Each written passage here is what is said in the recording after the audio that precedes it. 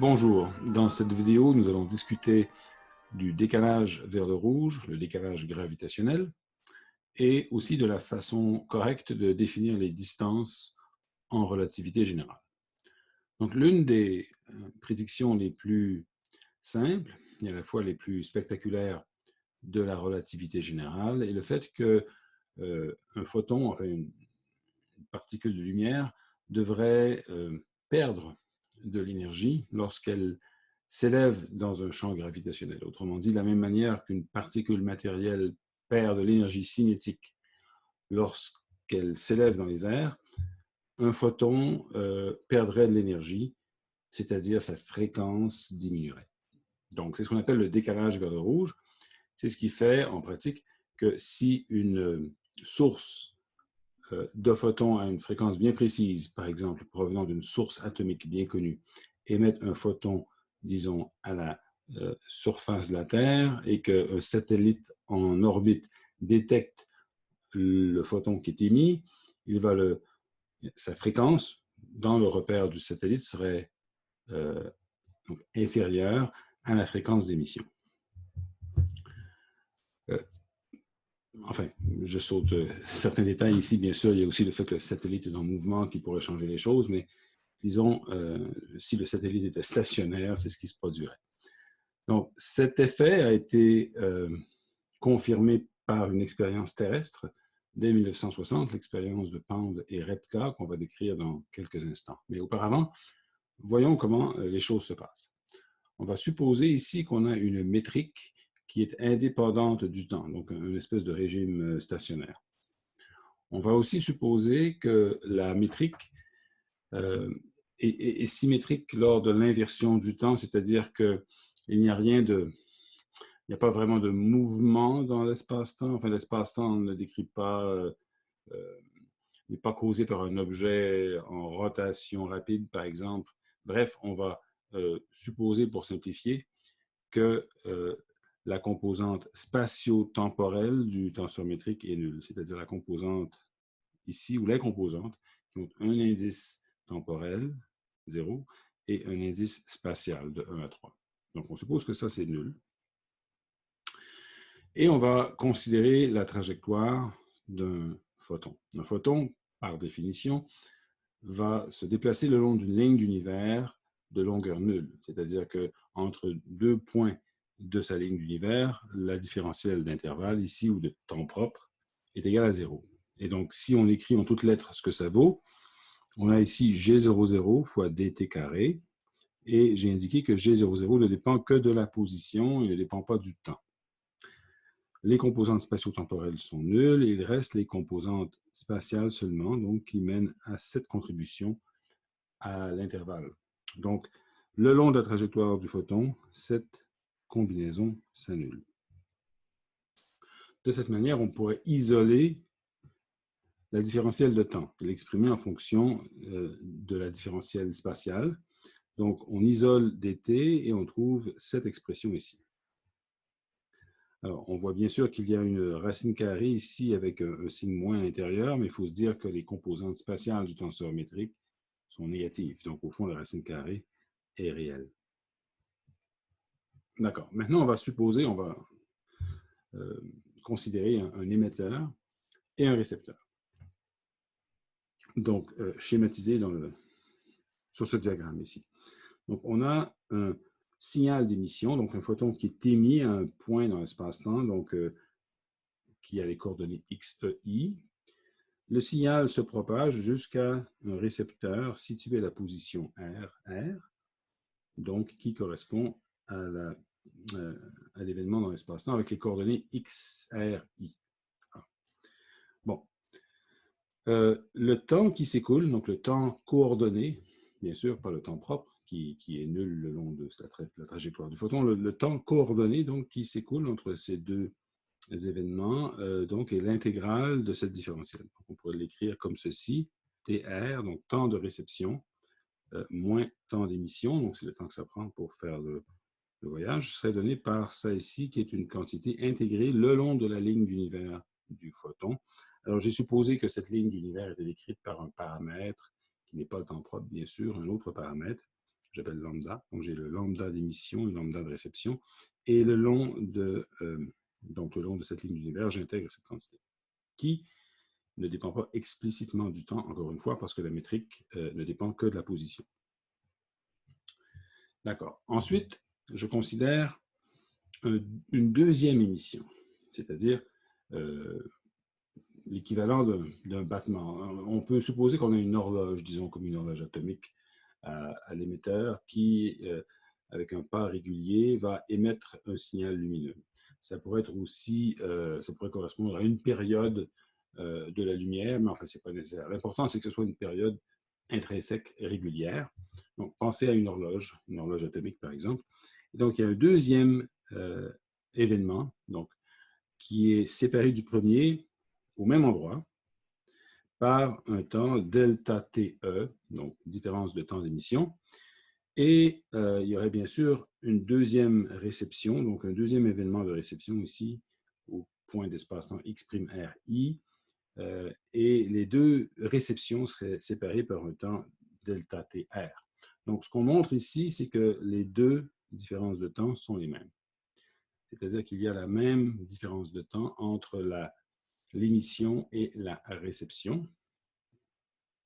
Il y a deux façons de montrer ça. La façon simple, c'est de se rendre compte que justement, cette fameuse intégrale, elle ne dépend pas du temps, parce que la métrique ne dépend pas du temps, comme on l'a dit. Donc, le fait de décaler le tout par un certain temps delta E ne changera pas l'intégrand ni l'intégrale, et ça va donner le même delta T à la fin. Donc, c'est normal. Une autre façon de le voir, c'est que s'il y avait une différence de temps entre les deux, il y aurait une espèce d'accumulation. Autrement dit, si, pour donner l'exemple, il y avait une seconde de différence entre les émissions et qu'il y avait 2 secondes de différence entre les réceptions, mais à force de répéter ce schéma-là ad vitam aeternam, on aurait une espèce d'accumulation dans l'avenir de réception. Ce serait intenable parce qu'il n'y a rien dans la métrique, encore une fois, qui dépend du temps. Si, bien sûr, il y avait une espèce de changement dans le temps de la métrique, il pourrait y avoir des espèces d'écarts comme ça dans le temps de réception par rapport au temps d'émission, mais vu que tout est uniforme dans le temps, c'est impossible. Donc, la différence de temps d'émission est la même que la différence de temps de réception. Bon. Plaçons-nous maintenant à la place d'un observateur qui est à côté de l'émetteur, donc appelons-le l'émetteur lui-même. La question, c'est quelle est la différence de temps propre entre les deux émissions, le temps propre, non pas du photon bien sûr, mais le temps propre de l'émetteur, donc du système physique qui émet le photon ou d'un observateur qui est campé à côté. Donc, la différentielle de temps propre correspondant ici serait donnée par, donc encore une fois, c'est la métrique qui mène, mais ici, il n'y a pas de différentiel de position. On parle de deux événements qui sont à la même position et qui diffèrent par un delta t ou un dTE. Donc, la différentielle au carré de temps propre serait donnée par cette relation, G00 fois dTE au carré. Et c'est le G00 qui est, bien sûr, au point d'émission. De la même manière, la différentielle de temps propre pour le récepteur au carré serait donnée par G00 au point de réception fois le dTr au carré. Et justement, dTe et dTr, comme on l'a argumenté, sont égaux. Donc, si on prend le rapport des temps propres, dTe divisé par dTr, on trouve le rapport des racines carrées de la composante purement temporelle du tenseur métrique, aux deux points. Ce rapport des différentiels de temps propre, on pourrait l'assimiler, par exemple, au rapport des périodes des sources, d'une source lumineuse, par exemple, ou au rapport des périodes d'une horloge quelconque. Donc, si on a le même modèle d'horloge atomique aux deux endroits, eh bien, même si ces deux horloges identiques ont la même période quand on les amène au même endroit, lorsqu'on les met à des endroits différents, donc, eh bien, leur rapport de période serait dans le même rapport, justement, que le rapport des temps propres écoulés, nécessairement, et ne serait donc pas 1. Il serait différent de 1 parce que G00 n'est pas le même en général aux deux endroits. Ce rapport des périodes serait à l'inverse du rapport des fréquences. Si on assimile ces horloges atomiques à la fréquence caractéristique d'une transition, par exemple, d'une transition atomique. Et donc, le rapport des fréquences entre le signal reçu et le signal émis, parce qu'évidemment, la fréquence va comme l'inverse de la période, donc c'est pour ça que j'ai le rapport opposé ici, nu R sur nu E. Eh bien, ce rapport des fréquences serait donné par cette expression. Donc, on a ici cette relation importante qui nous donne ce rapport des fréquences entre un photon détecté ou reçu et le même photon lors de son émission. On l'écrit aussi sous la forme suivante. On définit ce qu'on appelle le décalage vers le rouge, Z. C'est une notation courante en cosmologie. Z, qui est simplement le rapport inverse. Donc, c'est la fréquence d'émission, cette fois, divisée par la fréquence de réception, moins 1. Donc, il n'y a aucun décalage si les deux fréquences sont identiques. Et bien sûr, si la fréquence d'émission est plus grande que la fréquence de réception, c'est-à-dire que la lumière détectée apparaît à une fréquence plus faible, donc plus vers le rouge, elle est décalée vers le rouge, eh bien, nu E sur nu R est plus grand que 1, et donc le Z est positif. Donc, un décalage positif correspond à un décalage vers le rouge, et si c'est un décalage négatif, donc Z serait négatif, c'est-à-dire on aurait un décalage vers le bleu. Voilà. Donc, cette relation a été vérifiée expérimentalement en 1960 par Pound et Rebka. Ce qu'ils ont fait, c'est qu'ils ont placé un émetteur au dernier étage du laboratoire de physique de l'Université Harvard et un détecteur au sous-sol. Donc, la différence entre les deux, donc la distance entre les deux n'était que de 22,5 mètres, ce qui n'est pas énorme. La clé de l'expérience, c'est ce qu'on appelle l'effet Mössbauer. Donc, dans l'effet Mössbauer, il y a un rayon gamma qui est émis par un noyau instable. Mais ce rayon gamma interagit non seulement avec le noyau qui l'émet, mais avec l'ensemble du réseau cristallin, c'est-à-dire que le recul en quantité de mouvement n'est pas absorbé uniquement par le noyau, mais via un couplage, un couplage avec l'ensemble des atomes du cristal. C'est l'ensemble du cristal qui prend le recul. C'est donc que c'est l'ensemble du cristal qui émet le rayon gamma, et donc comme la masse de ce cristal est tellement grande, eh bien, la quantité de mouvement qu'il absorbe est telle que son énergie cinétique est négligeable complètement. Donc, l'énergie de recul est pratiquement zéro, ce qui veut dire que le rayon gamma pourrait être réabsorbé par le même système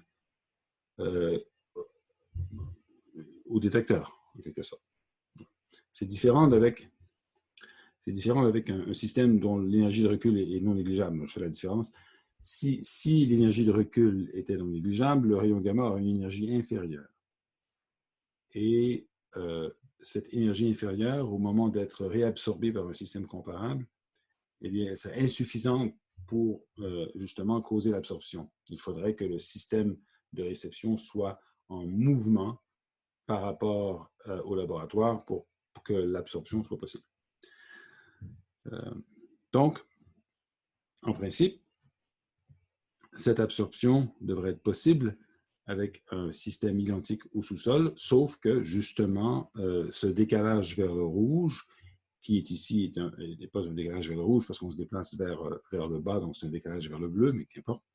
Ce décalage vers le bleu fait que le système récepteur ne peut pas absorber ce rayon gamma s'il est stationnaire. Il doit être en mouvement.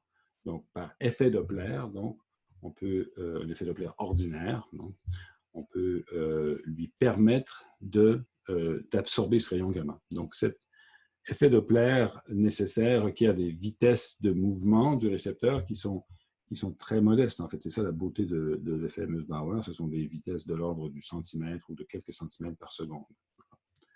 Tout à fait faisable.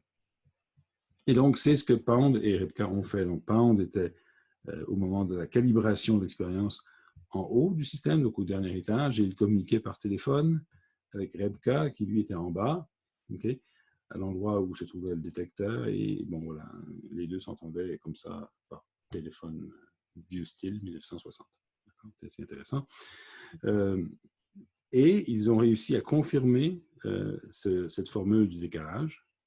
Bon, ils l'ont confirmé ici dans la limite non relativiste, dans le sens que, bien sûr, on parle ici de champ gravitationnel terrestre.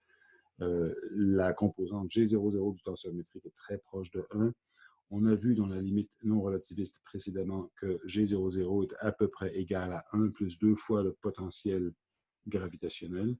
Et donc, on aurait ici un rapport, ce rapport-ci, la racine carrée du rapport de 1 plus 2 phi évalué à la réception, divisé par la même chose évaluée à l'émission, la position d'émission, et phi est le potentiel gravitationnel. Donc, si on fait un développement du binôme de cet objet-là, on trouve que Z est simplement donné par la différence de potentiel gravitationnel.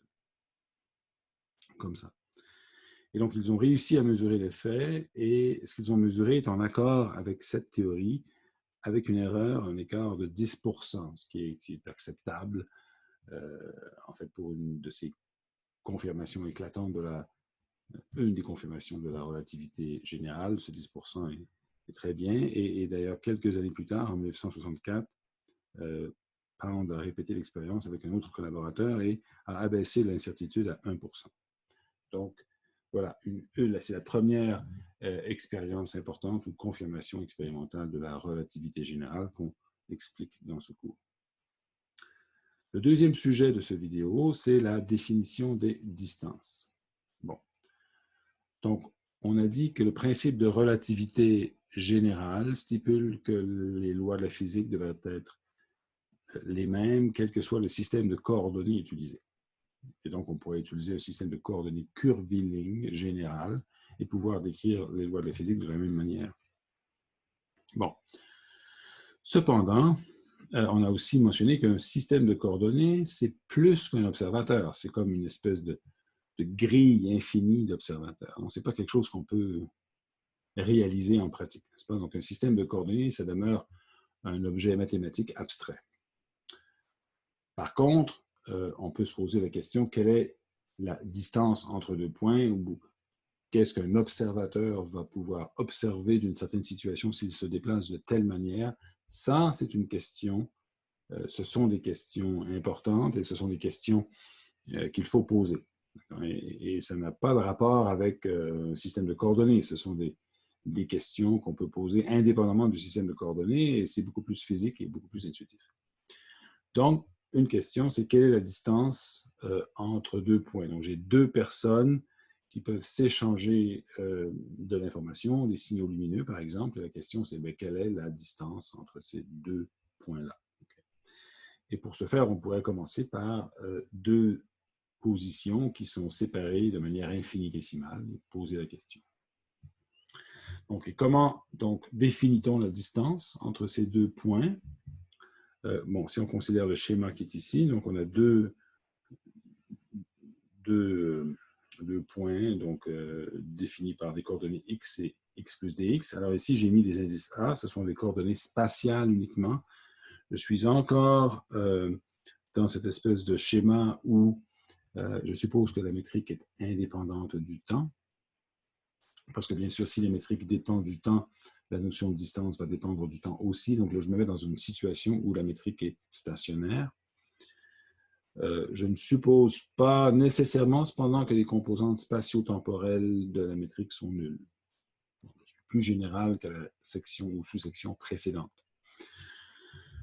Donc, j'échange un signal lumineux. Donc, l'observateur qui est à x plus dx va, à un certain moment, envoyer un signal lumineux qui va parvenir à l'observateur A. Donc là, j'ai deux observateurs A et B, comme ça. Donc, B envoie un signal lumineux à A, qui le reçoit à un temps donné, donc x0, et qui, bon, on pourrait dire qu'il le renvoie immédiatement à B. On pourrait dire qu'en A, il y a simplement un miroir qui réfléchit le photon. Et donc, ce photon est retourné à B, de sorte que je n'ai besoin que de mesurer la différence de temps ici entre l'émission et la réception du signal. Encore une fois, l'émission par B et la réception par B du signal. Et donc, cette émission se fait à un temps x0 plus dx01. Alors ça, bien sûr, c'est une quantité négative avant x0. Et la réception finale se fait à un temps x0 plus dx2, 0. Donc, ce sont des temps ici que j'indique. Bon. Et je sais que le long de ces deux trajectoires, eh bien, le temps propre du photon est nul, donc j'aurai 0 égale ceci. Bon. Alors, je peux, de cette manière,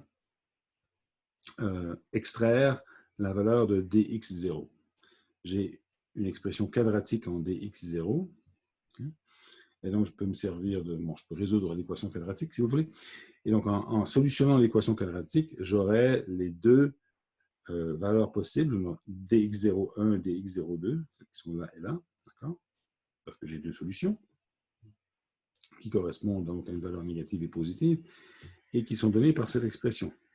Okay? Donc, j'ai simplement solutionné l'équation quadratique.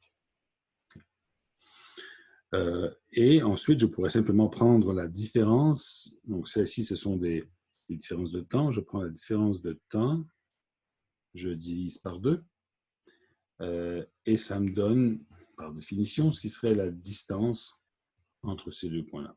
Donc, distance mesurée en secondes, si vous voulez, mais enfin, secondes et mètres sont la même chose. C est égal à 1. Et donc, ça me donnerait la distance entre A et B, qui serait simplement le rapport des deux ici. Donc, j'ai divisé par G00 un peu partout. Alors, ce que j'ai fait ici, bien sûr, en prenant la différence, cette partie ici va disparaître. Il ne reste que la racine carrée qui va apparaître avec les deux signes possibles. Et donc, j'aurai essentiellement ceci. Ici, je divise par 2, j'obtiens ça. Okay.